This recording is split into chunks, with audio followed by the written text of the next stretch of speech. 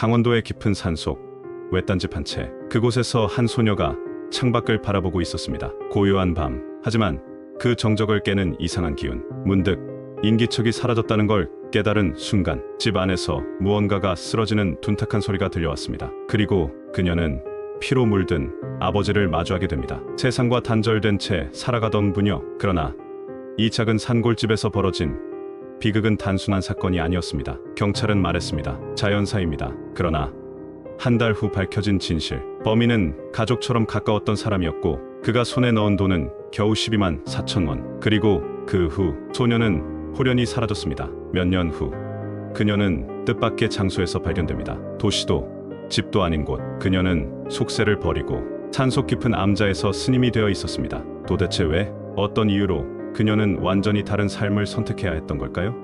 이제 우리는 이영자 사건의 전말을 파헤칩니다. 이영자 양과 아버지는 단둘이 살고 있었습니다. 아버지는 매일 화전을 일구고 약초를 캐며 생계를 이어갔습니다. 영자 양도 그 곁에서 돕고 있었죠. 세상과 동떨어진 생활. 그러나 그녀는 지극히 평범한 일상을 살아가고 있었습니다. 그러던 어느 날 이 조용한 산골집이 전국적인 관심의 중심이 됩니다. TV 프로그램 출연, 그리고 변화의 시작. 한 방송국이 문명과 단절된 부녀의 삶을 조명했습니다. 전기도 없는 집에서 살아가는 산골 소녀라는 타이틀로 방송이 나가자 시청자들은 큰 충격을 받았습니다. 저 소녀를 도와야 한다. 후원금을 모아 교육을 시켜야 한다. 사람들은 순수한 마음으로 손을 내밀었습니다. 곧이어 후원금이 모였고 광고 출연 제의가 들어오면서 영자 양은 서울로 올라오게 됩니다. 이제 그녀에게 새로운 인생이 펼쳐질 것이다. 모두가 그렇게 생각했습니다. 그러나 그 누구도 예상하지 못한 비극이 그녀를 기다리고 있었습니다. 2001년 2월 12일 그녀의 삶은 완전히 뒤틀리고 맙니다. 이곳에서 한 남성이 피를 흘린 채 쓰러져 있었습니다. 사망자 이영자 양의 아버지. 그는 심각한 출혈을 동반한 상처를 입고 숨진 채 발견되었습니다. 그러나 경찰이 발표한 사인은 뜻밖이었습니다. 경찰의 공식 발표. 지병으로 인한 자연사. 외부 침입 흔적 없음. 도난당한 물건 없음. 심장병을 앓고 있었던 피해자. 이런 이유로 경찰은 별다른 수사 없이 자연사로 사건을 종결하려 했습니다. 그러나 마을 주민들은 납득할 수 없었습니다. 그분은 몇 달 전에도 산에서 나무를 했어요. 심장병이 그렇게 심했다면 산골에서 그 생활을 할 수 있었을까요?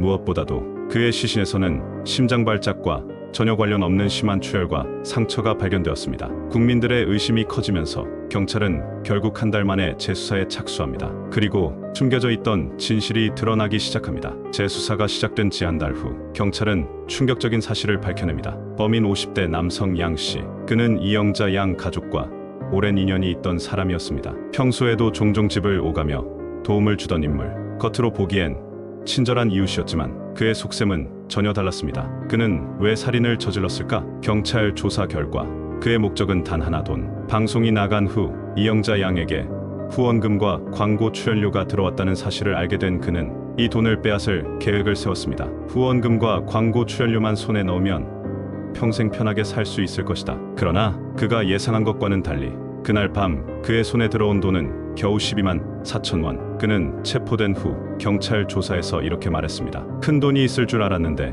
내가 잘못 생각한 거죠. 그가 저지른 살인은 치밀한 계획도 치유할 수 없는 원한도 없었습니다. 오직 잘못된 탐욕과 어리석은 판단이 빚어낸 비극이었습니다. 아버지를 잃은 이영자 양. 그녀에게 남은 것은 고작 12만 4천 원과 상처뿐인 삶이었습니다. 이제 그녀에게 필요한 것은 보호와 안정이었습니다. 그러나 세상은 그녀를 지켜주지 않았습니다. 이영자 양의 후원자 중 몇몇은 그녀의 법적 후견인이 되겠다고 나섰습니다. 그들은 말했습니다. 우리가 그녀를 책임지겠습니다. 잘 키워서 훌륭한 어른으로 만들겠습니다. 그러나 그들의 진짜 목적은 보호가 아니었습니다. 이영자 양에게 들어온 후원금, 그 돈이 어떻게 사용되었는지 명확하게 공개된 적은 없습니다. 그러나 일부 관계자들의 증언에 따르면 그녀는 금전적으로 착취당하고 정신적 학대를 받았다는 정황이 포착되었습니다. 내 돈인데 내가 쓸 수가 없어요. 왜 나한테 허락도 없이 다 가져가는 거예요? 이영자 양은 점점 스스로를 통제할 권리를 잃어갔습니다. 그리고 그녀는 마지막으로 이렇게 말했습니다. 세상이 너무 무서워요. 그 말이 남긴 의미는 무엇이었을까요? 단순한 두려움이었을까요? 아니면 더 이상 믿을 수 있는 존재가 없다는 절망감이었을까요? 그리고 그날 이후 이영자 양은 완전히 사라졌습니다. 아버지를 잃고 후견인에게 착취당하고 삶의 모든 기반이 무너진 10대 소녀. 그녀는 결국 어디에도 속하지 못하는 존재가 되었습니다. 사라진 소녀, 그리고 뜻밖의 발견. 그녀는 후견인의 손을 벗어나 어디론가 떠났습니다. 몇 년이 지난 후 사람들은 그녀의 흔적을 뜻밖의 장소에서 발견합니다. 강원도 삼척의 한 남자. 그녀는 스님이 되어 있었습니다. 그녀는 왜 출가를 결심했을까? 단순히 종교적 이유였을까요? 아니면 더 이상 세상에 기대할 것이 없었기 때문이었을까요? 이영자 양이 속세를 등진 이유는 단순하지 않았습니다. 그녀가 택한 출가는 심리적 고립과 생존 본능이 결합된 선택이었습니다. 외상 후 스트레스, 장애 PTSD, 심리학적으로 극단적인 상실과 폭력을 경험한 사람들은 종종 사회적 고립을 선택한다고 합니다. 이영자 양은 아버지의 비극적인 죽음을 목격했습니다. 그 후 자신을 보호해줘야 할 어른들에게 배신당했습니다. 세상이 너무 무서워요. 이 말은 단순한 감정이 아니라 그녀가 느낀 근본적인 공포였습니다. 인간관계의 단절, 배신당한 소녀. 한 사람이 세상을 믿지 못하게 되는 데는 몇 가지 이유가 있습니다. 1. 아버지를 믿었다. 잔혹하게 살해됨. 2. 경찰을 믿었다. 자연사라고 발표. 3. 후견인을 믿었다.